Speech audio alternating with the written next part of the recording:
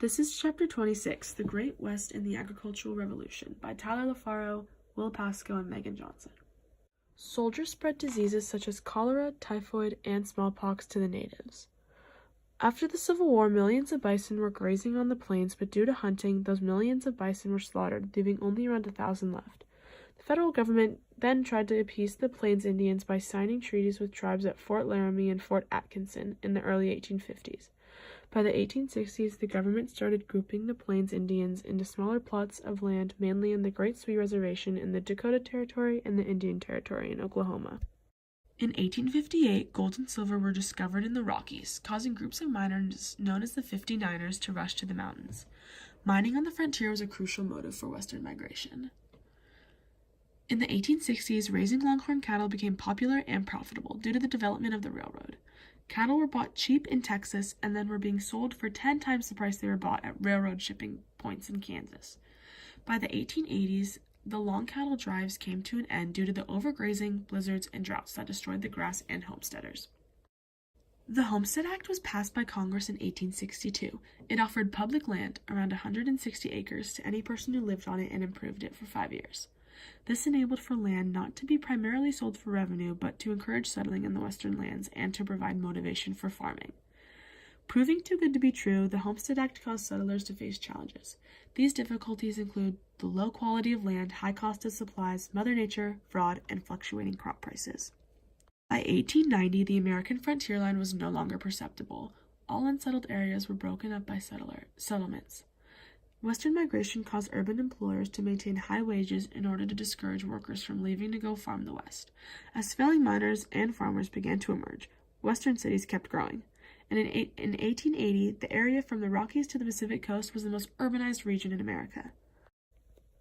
Farming started to become more of a business. Farmers began to focus on single cash crops like wheat and corn for profit and use their money to buy manufactured goods. Extensive farming called for advanced and expensive machinery such as the steam engine and the reaper thresher. These modernized farming techniques drove farmers off of their land, and those who stayed obtained mass production. America became the world's breadbasket. Farms were considered outdoor factories. For example, Bonanza wheat farms were among some of the most successful cultivations of wheat in the Minnesota and North Dakota area. Some of these farms were up to 15,000 acres. Poor soil and droughts caused many farmers to abandon their land.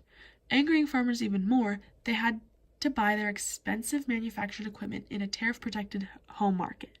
Tariffs benefited manufacturers, and the government favored manufacturers, further aggravating farmers.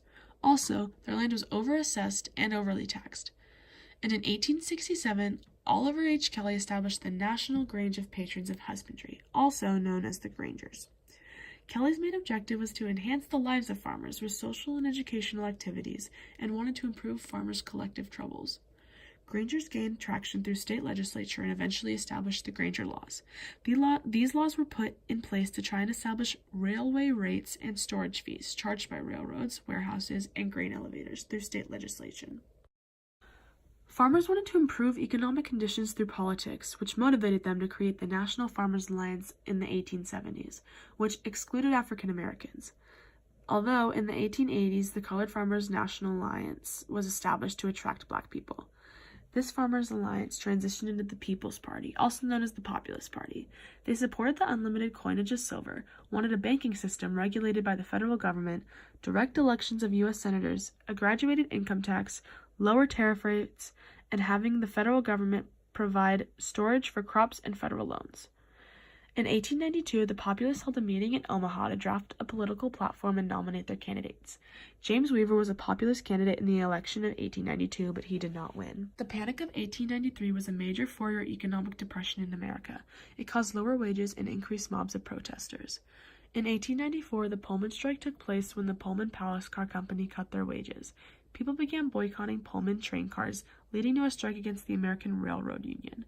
In 1894, wealthy populist Jacob S. Coxey went to Washington, D.C. with a small army called the Commonwealth Army and demanded a public works program for the unemployed. He was arrested for walking on the grass of the Capitol. Coxey's protests demonstrated the social and economic impact of the Panic of 1893. William Jennings Bryan was the Democratic candidate for the election of 1896, who won the support of the Populist Party because he favored unlimited coinage of silver. Inflation was the heart of Bryan's campaign. Most of Bryan's supporters came from the debt-enriched South. William McKinley was the Republican candidate.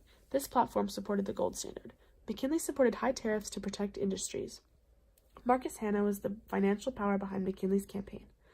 Democrats who favored the gold standard were called gold bugs, and populists who sided with the Democrats were known as the Demopop Party, since some of the original populists refused to support Bryan's campaign. Thank you for listening.